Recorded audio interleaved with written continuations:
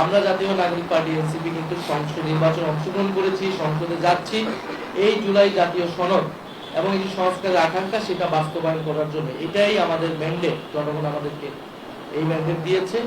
ফলে সেটার জন্য আমরা মনে করছি যে আগামীকাল শপথের আগে এবং এই অন্তর্বর্তী সরকারের শেষ সময়ে এসে এই দলিলের সম্পূর্ণতার লক্ষ্যে জুলাই জাতীয় সনদ বাস্তবায়নের স্বার্থে আমাদের স্বাক্ষর করা প্রয়োজন। আমরা সেই বিষয়ে স্বাক্ষর করেছি এবং স্বাক্ষরে আমাদের যেটা কমেন্ট আমরা রেখেছি যে আমরা কোনো নোট অফ ডিসেন্ট এটা ব্যতিরিক্ত আমরা স্বাক্ষর করেছি এবং গণভোটের গণরায় পূর্ণাঙ্গ বাস্তবায়ন হবে এই সাপেক্ষে।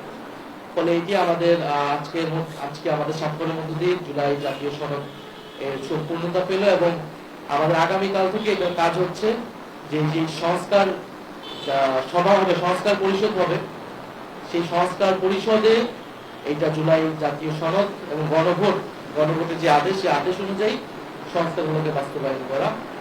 তো আমরা আগামীকাল আমাদের এখনো আমাদেরকে আনুষ্ঠানিকভাবে জানানো হয়নি, কিন্তু আমরা আইন উপদেষ্টা এবং সংসদ বিভাগের যিনি সচিব রয়েছেন তার সাথে কথা বলে অনানুষ্ঠানিকভাবে কথা বলে জেনেছি যে আগামীকাল 2টি শপথ অনুষ্ঠিত হচ্ছে এবং এটাই হওয়ার কথা। যে কারণ এই গণভোটের আদেশে খুব সুস্পষ্টভাবে লেখা আছে যে যারা নির্বাচিত হবেন, নির্বাচিত প্রতিনিধিরা জাতীয় সংসদের সদস্য হবেন এবং সংস্কার পরিষদের সদস্য হবেন একই সাথে।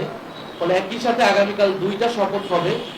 প্রথম শপথ সংসদ সদস্য হিসেবে, সাংসদ হিসেবে সদস্য নেবেন যারা জিতে এসেছেন এবং সেই একই ব্যক্তিগণ সংস্কার পরিষদের সদস্য হিসেবে শপথ নেবেন। একই সাথে পরপর 2টি শপথ হবে।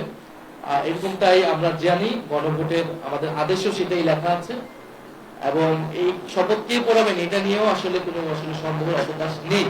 কারণ গণভোটের যে আদেশ আছে সেটা 8 নং ধারাতে খুবই সুস্পষ্টভাবে বলা আছে যিনি সংসদ সদস্যদের শপথ করাবেন সেই একই ব্যক্তি সংস্কার পরিষদের সদস্য হিসেবে তাদেরকে শপথ করাবেন। ফলে নির্বাচন কমিশনার, প্রধান নির্বাচন কমিশনার যদি আমরা যতটুকু শুনছি শপথ করাবেন এমপিদেরকে, তিনি সংস্কার পরিষদের সদস্য হিসেবে সকলকে শপথ করাবেন।